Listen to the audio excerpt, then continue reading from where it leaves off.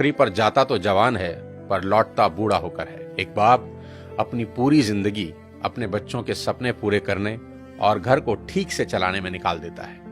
उसके जेब में पैसे हों ना हों पर दिल में हौसला जरूर होता है। खुद के लिए 500 रुपए का जूता भी नहीं खरीदेगा पर औलाद की खुशी के लिए 5000 का जूता भी उसके पैरों में पहना देगा। माँ 9 महीने बच्चों को कोख में रखकर सींचती है, पिता तमाम उम्र उसकी परवरिश खुशी खुशी करता है। आज देश भर के नौजवानों को मैं एक बात बता देना चाहता हूँ कि जिनके औलाद नहीं होती ना, वो न जाने कितने व्रत, कितने यत्न, क्या क्या जतन करते हैं। न जाने कौन कौन सी चौखट पर अपना माथा रगड़ते हैं, दर दर की ठोकरें खाते हैं और जिस पल उनकी गोद में कोई नन्हा फरिश्ता आता है ना, वो माँ बाप उसी पल से उसकी सारी जिंदगी की चिंताओं को अपने सर ले लेते हैं। शादी ब्याह, पढ़ाई लिखाई, सबकी फिक्र उसी पल से होने लगती है। माँ बाप थोड़ा थोड़ा पैसा बचा के बेटियों के लिए एक एक गहना बनाना शुरू करते हैं ताकि उसकी शादी में काम आ सके। एक बाप अपने जीवन भर के प्रोविडेंट फंड का तमाम पैसा एक झटके में हंसते हंसते अपने बच्चों को दे देता है। माँ बाप बच्चों के लिए किसी भी हद तक जाने को तैयार रहते हैं। मैं खुद 2 प्यारी सी बच्चियों का पिता हूँ और यकीन मानिए, अगर कोई मुझे गारंटी दे कि किसी पहाड़ पर चढ़ने से मेरी बेटियों का फ्यूचर सेफ होगा तो मैं बिना देर किए नंगे पांव उस पहाड़ पर चढ़ना शुरू कर दूंगा। और मेरी ही तरह दुनिया के हर माँ बाप अपने बच्चों के लिए ऐसा ही करेंगे। माँ बाप चाहे कितने ही सक्सेसफुल हों, दुनिया में किसी भी लेवल पर हों, पर जब बात अपने बच्चों की आती है तो आप सिर्फ एक साधारण माता पिता होकर रह जाते हैं। शाहरुख खान कितने ही बड़े बादशाह हैं, दुनिया उनकी सिर्फ एक झलक पाने को बेताब है। उनकी फिल्मों का बॉक्स ऑफिस कलेक्शन करोड़ों रुपए का है। वो जिस रोड से गुजर जाएं सड़कें जाम हो जाती हैं। उनकी सिर्फ एक झलक पाने को उनके घर मन्नत के आगे लोगों का सैलाब लगा रहता है। ऐसा स्टारडम किसी किसी विरले को नसीब होता है। पर जब नारकोटिक्स डिपार्टमेंट उनके बेटे को अरेस्ट करता है तो वही सुपरस्टार शाहरुख खान तमाम रिसोर्सेज होते हुए भी समीर वानखेड़े के सामने हाथ जोड़े नजर आते हैं। उनके फोन की चैट लीक हुई जिसमें वो बहुत भावुक होकर समीर वानखेड़े से रिक्वेस्ट कर रहे हैं कि आप मेरे बेटे को छोड़ दें। दुनिया का सबसे बड़ा सुपरस्टार जिसे दुनिया झुका ना सकी, औलाद के 2 आंसुओं ने उसे तोड़ कर रख दिया। पिता होना इतना मुश्किल है। राजा दशरथ बहुत पराक्रमी राजा थे। उनके पराक्रम का डंका तीनों लोकों में बजता था। जब देव और दानवों के बीच युद्ध हुआ तो खुद भगवान इंद्र राजा दशरथ से मदद मांगने आए। दानवों की सेना जिस राजा दशरथ के नाम से कांपती थी, उन्हीं राजा दशरथ ने अपने पुत्र राम के बिछड़ते ही अपने प्राण त्याग दिए। इतने पराक्रमी राजा भी पुत्र मोह से ऊपर ना उठ सके। पिता होना इतना मुश्किल होता है। महाराजा दशरथ हो या शाहरुख खान और ना जाने कितने ही लोग, पूरी दुनिया के सामने कुछ और होते हैं, पर बात जब अपनी औलाद की आती है तो सबकी पर्सनैलिटी के अलग एंगल देखने को मिलते हैं। माँ बाप होना इतना मुश्किल है। सिर्फ पिता ही नहीं, माँ का कर्ज तो मरकर भी नहीं उतारा जा सकता। बच्चे का मलमूत्र माँ बाप के अलावा कौन साफ कर सकता है, और ऐसा वो खुशी खुशी करते हैं। इसलिए शायद भगवान ने माँ बाप की पूजा खुद से भी पहले बताई है। बच्चा बीमार होता है तो नींद माँ को नहीं आती। माँ बड़ी अद्भुत है। वो बच्चे के रोने के अंदाज से समझ आती है कि भूखा है या पेट में दर्द हो रहा है, क्योंकि बोल के तो बच्चा समझा नहीं सकता। प्रसव पीड़ा इस दुनिया के सबसे बड़े दर्द में है, जिसे हर माँ खुशी खुशी सहन करती है ताकि एक नवीन जीवन धरा पर आ सके। कहते हैं कि 20 हड्डियों के एक साथ टूटने के बराबर जितना दर्द होता है ना, उतना ही दर्द एक माँ को होता है एक बच्चे को जन्म देते हुए।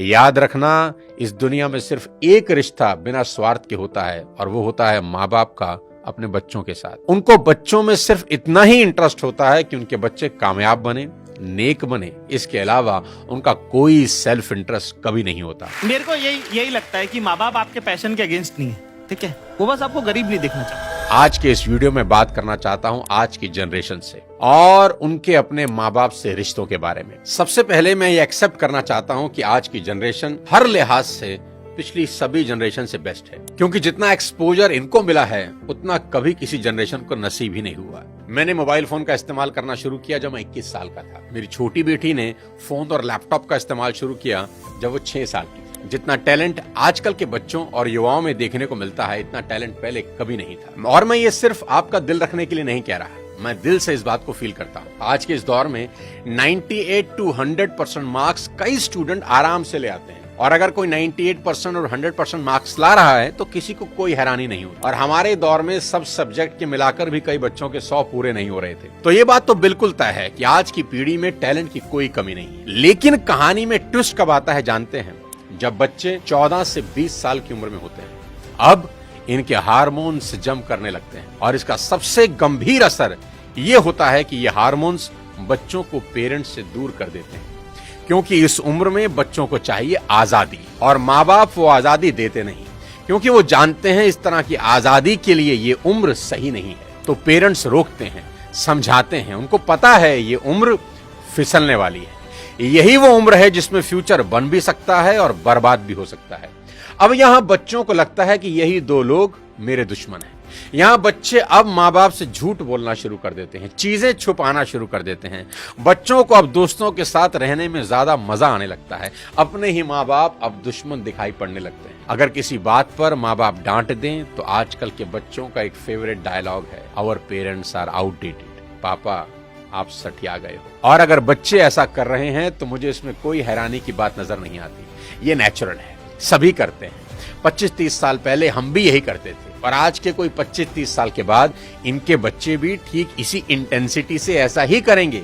ये साइकिल चलता रहेगा। अरे आपको दिक्कत क्या है हमसे? कम से कम हम कोशिश तो कर रहे हैं ना।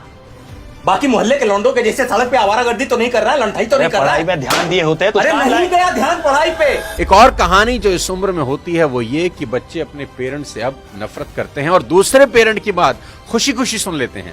यहाँ अपना ही एग्जाम्पल देता हूँ। आज बहुत लोग मेरी बात सुनते हैं और मानते हैं, दूर दूर से कंसल्टेशन लेने आते हैं, पर मेरी अपनी बेटी को समझाने में मेरे पसीने निकल जाते हैं। कपिल शर्मा के शो में आमिर खान का भी यही प्रॉब्लम है, जो उन्होंने बताया कि सभी स्टार्स के बच्चे अपने करियर की सलाह मुझसे लेने आते हैं, पर मेरे अपने बच्चे मेरी बात नहीं सुनते। बच्चे बात सुने या ना सुने ये मेरी प्रॉब्लम नहीं है, मेरी चिंता कुछ और है, वो बताता हूं आपको। अभी कुछ दिन पहले मैं एज अ चीफ गेस्ट अपनी बेटी के स्कूल में गया, जहां उनकी प्रिंसिपल ने मुझे इनवाइट किया। उनका कोई एनुअल डे प्रोग्राम था। मैंने वहां भी यही कहा कि मेरी चिंता बच्चों की परसेंटेज को लेकर कुछ ज्यादा नहीं है, क्योंकि पिछले 20 साल में कोई 200 से ज्यादा कॉर्पोरेट्स को मैं ट्रेन कर चुका हूं, और मैं जानता हूं कि स्कूल और कॉलेज में पढ़ाई जाने वाली 90% बातें जिंदगी में कहीं काम नहीं आती, और 90% बातें जो जिंदगी में काम आती हैं वो स्कूल और कॉलेज में पढ़ाई ही नहीं जाती। मुझे तो याद ही नहीं कि कब sine theta upon cos theta is equal to tan theta मैंने अपनी जिंदगी में कहीं इंप्लीमेंट किया।